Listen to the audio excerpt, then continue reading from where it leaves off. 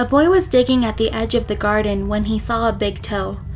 He tried to pick it up, but it was stuck to something. So he gave it a good hard jerk, and it came off in his hand. Then he heard something groan and scamper away. The boy took the toe into the kitchen and showed it to his mother. "It looks nice and plump," she said. "I'll put it in the soup, and we'll have it for supper." That night his father carved the toe into 3 pieces, and they each had a piece. Then they did the dishes, and when it got dark, they went to bed. The boy fell asleep almost at once, but in the middle of the night, a sound awakened him. It was something out in the street. It was a voice, and it was calling to him. "Where is my toe?" It groaned. When the boy heard that, he got very scared. But he thought, "It doesn't know where I am. It will never find me." Then he heard the voice once more, only now it was closer. "Where is my toe?" It groaned. The boy pulled the blankets over his head and closed his eyes. "I'll go to sleep," he thought. "When I wake up, it will be gone." But soon he heard the back door open, and again he heard the voice.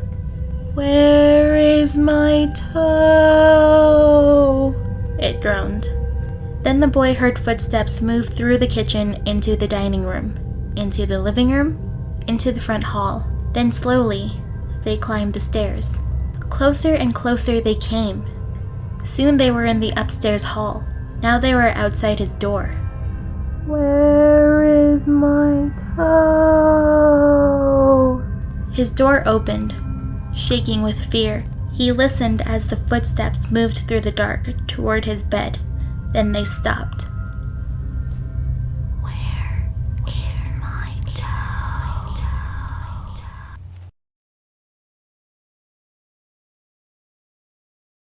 When it got hot in the valley, Thomas and Alfred drove their cows up to a cool, green pasture in the mountains to graze. Usually they stayed there with the cows for 2 months. Then they brought them down to the valley again. The work was easy enough, but oh, it was boring. All day the 2 men tended their cows. At night, they went back to the tiny hut where they lived. They ate supper and worked in the garden and went to sleep. It was always the same. Then Thomas had an idea that changed everything. "Let's make a doll the size of a man," he said. "It would be fun to make, and we could put it in the garden to scare away the birds. It should look like Harold." Harold was a farmer they both hated. They made the doll out of old sacks stuffed with straw. They gave it a pointy nose like Harold's and tiny eyes like his. Then they added dark hair and a twisted frown. Of course, they also gave it Harold's name. Each morning on their way to the pasture, they tied Harold to a pole in the garden to scare away the birds. Each night they brought him inside so that he wouldn't get ruined if it rained. When they were feeling playful, they would talk to him. One of them might say, "How are the vegetables growing today, Harold?" Then the other, making believe he was Harold, would answer in a crazy voice, very slowly. They both would laugh, but not Harold. Whenever something went wrong, they took it out on Harold. They would curse at him, even kick him or punch him. Sometimes one of them would take the food they were eating, which they were both sick of, and smear it on the doll's face. "How do you like that stew, Harold?" he would ask. "Well, you'd better eat it, or else." Then the 2 men would howl with laughter. One night after Thomas had wiped Harold's face with food, Harold grunted. "Did you hear that?" Alfred asked. "It was Harold," Thomas said. "I was watching him when it happened. I can't believe it." "How could he grunt?" Alfred asked. "He's just a sack of straw. It's not possible." "Let's throw him in the fire," said Thomas, "and that will be that."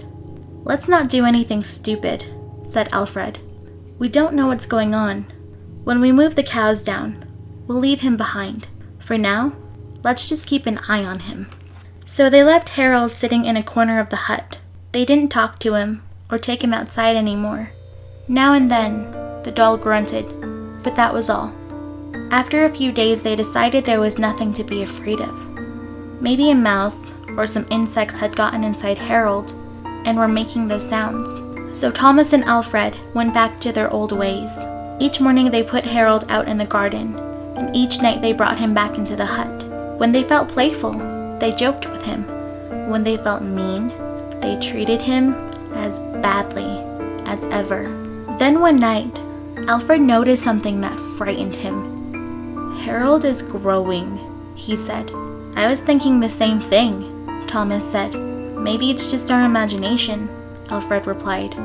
"We have been up here on this mountain too long." The next morning, while they were eating, Harold stood up and walked out of the hut.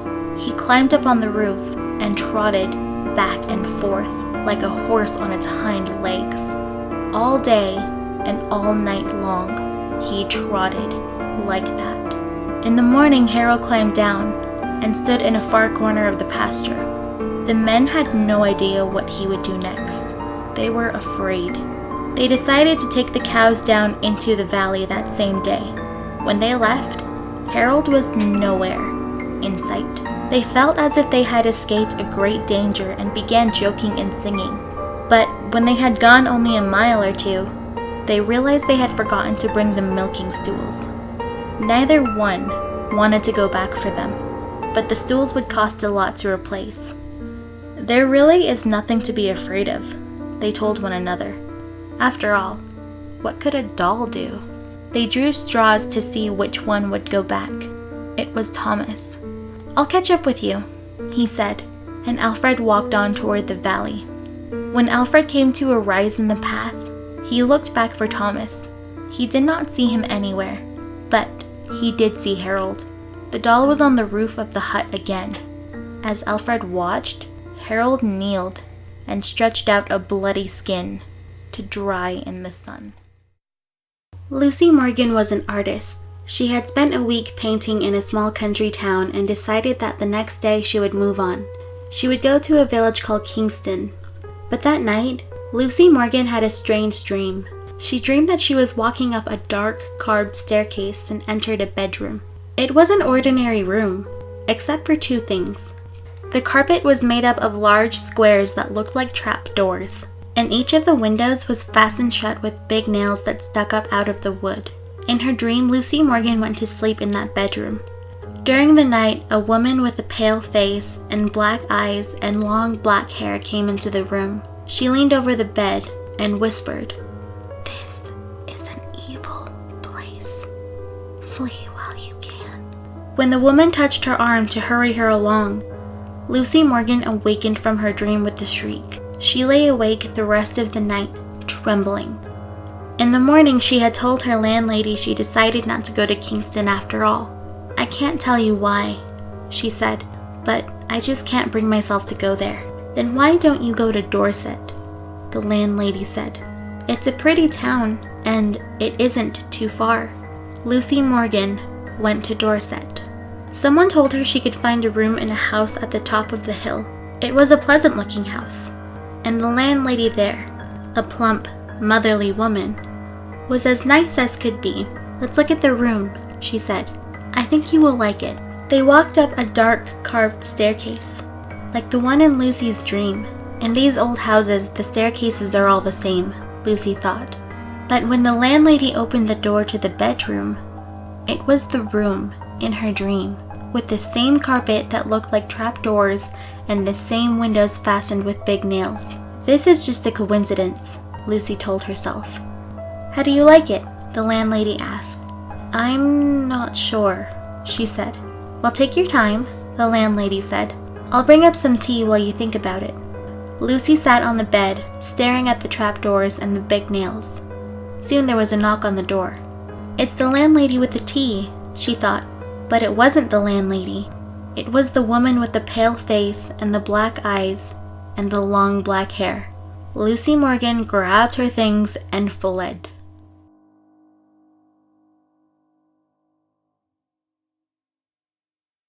While Ruth slept, a spider crawled across her face. It stopped for several minutes on her left cheek, then went on its way. "What is that red spot on my cheek?" she asked her mother the next morning. "It looks like a spider bite," her mother said. "It will go away. Just don't scratch it." Soon the small red spot grew into a small red boil. "Look at it now," Ruth said. "It's getting bigger. It's sore." "That happens sometimes," her mother said. "It's coming to a head."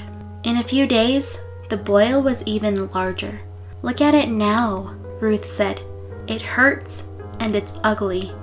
"We'll have the doctor look at it," her mother said. "Maybe it's infected." But the doctor could not see Ruth until the next day. That night, Ruth took a hot bath. As she soaked herself, the boil burst. Out poured a swarm of tiny spiders from the eggs their mother had laid in her cheek.